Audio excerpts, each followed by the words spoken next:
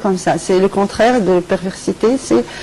Il doit vraiment suivre et ne pas violer tout ce qui est interdit en islam et vraiment être vigilant en tout ce qui est suivre le droit chemin, le chemin de droiture en islam. As-sirat al-mustaqim.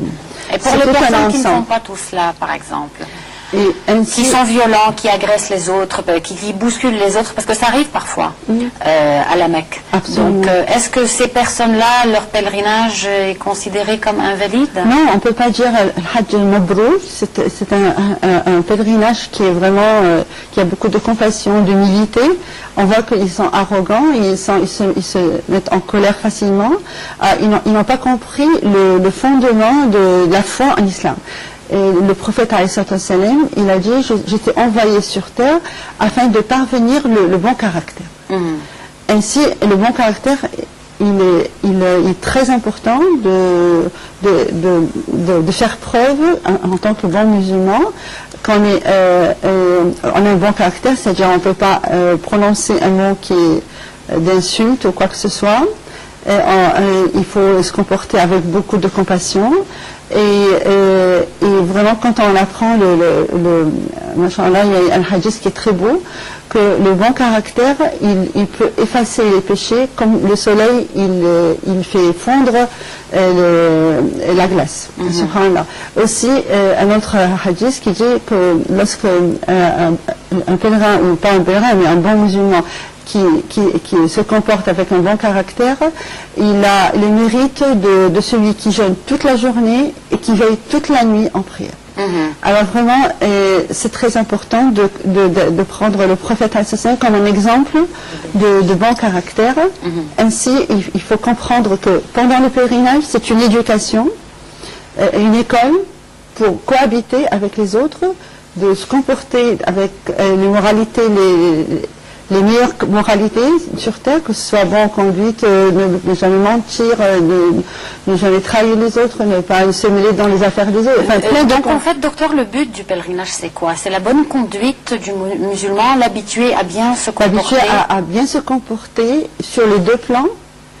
On a dit le plan horizontal vis-à-vis des autres et le plan vertical en ce qui concerne son adoration, qu'elle soit sincère envers Allah et d'invoquer Allah le maximum.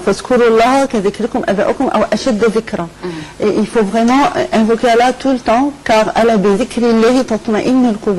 seul par l'invocation d'Allah on ressent la paix intérieure. Mais certains et c'est une purification du cœur.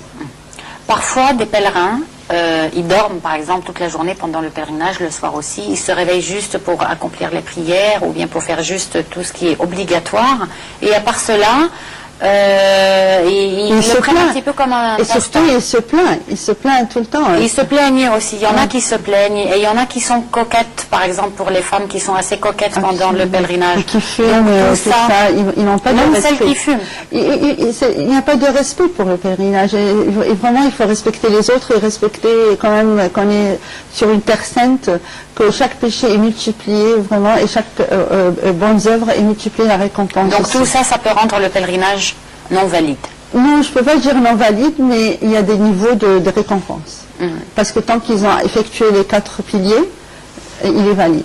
Mais c'est des niveaux de récompense. Je ne pense pas que la récompense, le fruit sera, c'est de revenir comme si on était un nouveau-né, c'est-à-dire tous les péchés sont effacés. Tout est expié. Expié, c'est vraiment, c'est très beau. Et si on ressent l'importance de ce mérite, eh bien, chaque minute pour nous, elle aura beaucoup de valeur, de ne pas perdre le temps, d'être sincère dans notre adoration et d'être vraiment complaisant avec les autres et tout ça, et être tendre et patient, surtout patient. Mais justement, le plus pardonner les autres, apprendre à pardonner, à ne pas se mettre en colère facilement. Le plus important bienfait du pèlerinage est justement que toutes nos fautes sont expiées, sont complètement expiées. Ah oui, il y a comme un nouveau-né. Il y a des gens qui vont accomplir le pèlerinage justement pour que tout soit expié, juste pour ce but. Est-ce que quand on va avec cette intention-là, le pèlerinage est aussi valide? Oui, pourquoi pas. Dans le but, s'il a l'intention de se purifier, de se repentir, et qu'il va revenir une autre personne, Allah, il ouvre les portes. Et pour, Inch'Allah, son pèlerinage est accepté, mais à condition qu'il regrette toutes les mauvaises, ses péchés, quoi. Que ce soit vraiment un repentissage correct, sincère du cœur, quoi. Et pour les personnes qui sont décédées à la Mecque, avant d'avoir complètement terminé leur pèlerinage, on prie pour tous ces pèlerins qui ont... Inch'Allah, avec l'intention, leur œuvre est acceptée. Comme même quoi, si le pèlerinage n'a pas été accompli jusqu'au bout. Oui, absolument. Parce que Allah, il juge d'après l'intention. Et ils disent même, alors l'intention, des fois, elle a plus de valeur que les œuvres elles-mêmes, l'acte même. J'avais lu une fois, dites-moi si c'est correct ou pas, que si une personne a l'intention d'accomplir le pèlerinage et qu'elle a vraiment cette intention sérieusement, et qu'il lui arrive quelque chose, un empêchement ou bien qu'elle meurt, son pèlerinage est compté, c'est comme si elle l'avait accompli? Oui, mais s'il meurt, oui, mais si il a un empêchement, il doit égorger. Un empêchement physique, par exemple. Un empêchement physique, quel que soit le sort d'empêchement, on égorge.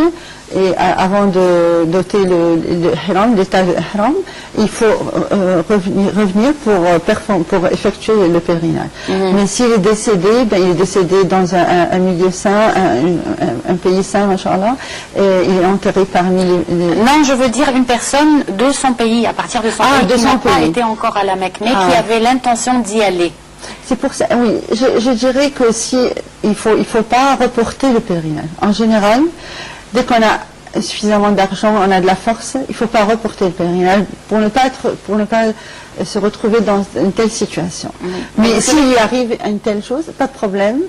On garde cette somme avant de distribuer l'héritage et quelqu'un peut partir en sa faveur, accomplir le pèlerinage et Inch'Allah il a le même mérite. Dans le cas où il était sincère, il ne reportait pas vraiment le pèlerinage, et même Allah, Inch'Allah, il est miséricordieux, il va accepter par son fils ou quelqu'un de la famille qui peut effectuer le pèlerinage en sa faveur. Et si c'est quelqu'un qui va effectuer le pèlerinage à sa place pour cette personne qui est décédée, mais que ce ne soit pas avec l'argent de la personne décédée, que ce soit avec son argent à lui, est-ce que ça c'est accepté aussi?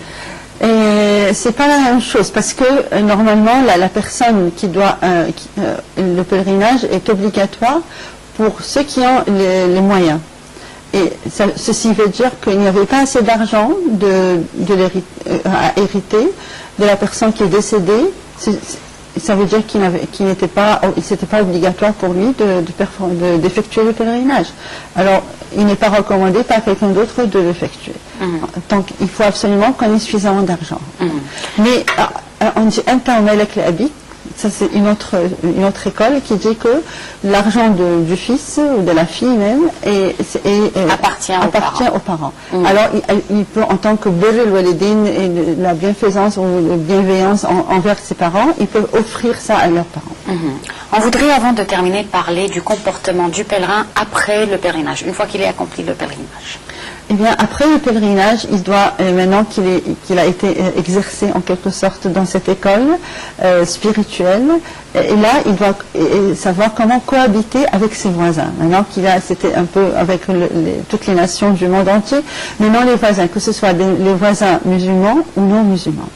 Et l'islam, il incite à la bonne cohabitation et surtout le bon voisinage envers nos proches, que ce soit des musulmans ou non musulmans.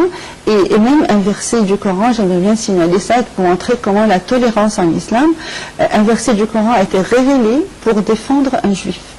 Et comment l'histoire commence par le fait qu'un musulman, il avait volé une épée. Cette épée était dans un sac qui est plein de farine. Ensuite, cet homme, le musulman, il a caché l'épée chez le juif. Il a accusé le juif comme quoi il était celui qui a été volé. Et le prophète a failli faire une erreur de couper la main du juif. Et un verset du Coran, Inna anzalna ilayka al-kitab tahkum bayna an-nas bima araka Allah wa la takun lil-kha'inina khasima. Ne sois pas en faveur des traîtres. Et ainsi, le verset a défendu le juif. Donc en fait, l'attitude que le pèlerin devrait adopter une fois qu'il ait accompli ce pèlerinage, c'est-à-dire le sommet de ce que le bon Dieu nous demande de faire, c'est qu'il doit être très pacifique. Absolument, absolument. Et être un exemple du musulman qui copie de la tolérance et la compassion du prophète. Je vous remercie, docteur, de nous avoir honorés ce soir. Je vous remercie de nous avoir suivis et nous souhaitons bien entendu un pèlerinage accepté par le bon Dieu pour tous ceux qui ont accompli le pèlerinage cette année. Merci de nous avoir suivis et à la semaine prochaine avec du nouveau sur la grippe H1N1 et le vaccin pour cette grippe. Au revoir.